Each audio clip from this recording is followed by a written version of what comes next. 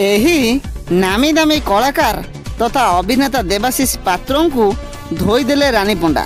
ହଁ ଦର୍ଶକ ବନ୍ଧୁ, ଆମେ ଏଠି ଆପଣଙ୍କୁ କହି ରଖୁଛୁ ଅଭିନେତା ଦେବାଶିଷ ପାତ୍ର ଭିକେ ପାଣ୍ଡିଆନଙ୍କୁ ଦେଖା କରି ତାଙ୍କୁ କୁଣ୍ଢାଇଥିବାରୁ ଭୀଷଣ ପ୍ରତିକ୍ରିୟା ଦେଇଛନ୍ତି ରାନୀ ପଣ୍ଡା। ଦେଖନ୍ତୁ ଭିଡିଓ। ଗୋଟେ ଖଡାଖିଆ ହିରୋ ଦେବାଶିଷ ସେ କଣ ହଉଛି ଟିକେ ସେ ଭିଡିଓ ଦେଖିବେ। ଆଜ୍ଞା ମୋବାଇଲ ଟା ଏମିତି ଖେଳୁଥିଲି, ଦେଖିଦେଲା ବେଳକୁ ଗୋଟେ ଅଲଗା ପ୍ରକାର ଭିଡିଓ ପଳେଇ ଆଇଲା। ଆଉ କଣଟା ଦେଖିଦବା। ଘଟଣା ହଉଛି ମୋ ଦିଅର ପାଣ୍ଡିଆନ ଯାଉଛନ୍ତି ମଞ୍ଚ ଉପରକୁ। ଆମର ଗୋଟେ ଖଡାଖିଆ ହିରୋ ଦେବାଶିଷ ସେ କଣ ହଉଛି ଟିକେ ସେ ଭିଡିଓ ଦେଖିବେ। ପୁରା କାଙ୍ଗାଳ ତ କାଙ୍ଗାଳ ଯାଇକି ପୁରା କୁଣ୍ଢେଇ ପକେଇଲାଣି ମୋ ଦିଅରକୁ। ଆଉ ହଇରେ ତମମାନଙ୍କୁ ମୁଁ ଯଦି ଗାଳି କରିବି ନା ତମାନେ ଶୁଣିପାରିବନି। ଏତିକି ଜାଣିଛ ନା ଜାଣିନ? ଅଭିନେତାଙ୍କର ଜାଗା ସ୍ୱତନ୍ତ୍ର ଅଲଗା।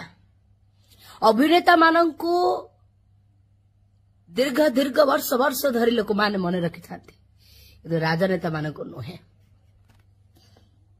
ତମ ନିଜର କ୍ୱାଲିଟି ଟିକେ ରଖୁନ। ଏତେ କାହିଁକି କାଙ୍ଗାଳ ଭଳିଆ ହଉଛ? ଜୀବନରେ ପଇସା ସବୁ କିଛି ନୁହଁ। ପଇସା ପାଇଁ ନିଜକୁ ବିକ୍ରି କରିଦିଅନି। କଳାକାରର ଜାଗା ସ୍ୱତନ୍ତ୍ର। କଳାକାରର ଜାଗା କେହି ନେଇପାରିବେନି। ଗୋଟେ ନେତା ମନ୍ତ୍ରୀଙ୍କର ଖୁବ କମ ଦିନ ଆୟୁଷ ତାଙ୍କର। ତୁ ବାଡି ବସା, ତୁ ତ ହିରୋ, ତୁ କାହିଁ ଯାଇ ଏତେ କୁଣ୍ଢେଇ ପକଉଛୁ କିରେ ମୋ ଦିଅରକୁ? ମୋ ଦିଅର କିଡନୀ ତୋ ଦେହରେ ଲାଗିଯିବ କିରେ?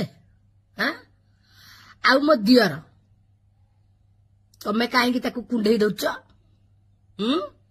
ଭାଉଜ ଏଠି ଥାଉ ଥାଉ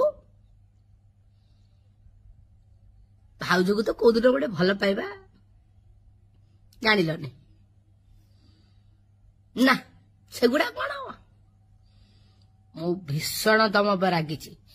ଯୋଉଦିନ ମତେ କୁଣ୍ଢେଇବ ମୁଁ ଜାଣିବି ଯେ ଭାଉଜ ପ୍ରତି ତମର ଭଲ ପାଇବା ଅଛି।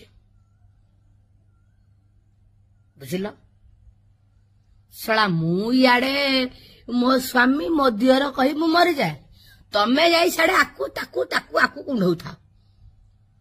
ମୁଁ ସେଇ ରାଗରେ ଯାଉଛି ପଦ୍ମରେ ଭୋଟ ଦେଇଦେବି। କଣ କହିବ କହୁନ? ଏଠି ରାଜନେତା ଅଭିନେତା, ଅଭିନେତା ରାଜନେତା।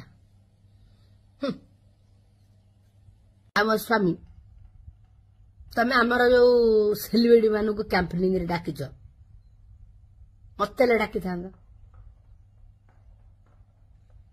ଦେଖିଥାନ୍ତ କଣ ହେଇଥାନ୍ତା।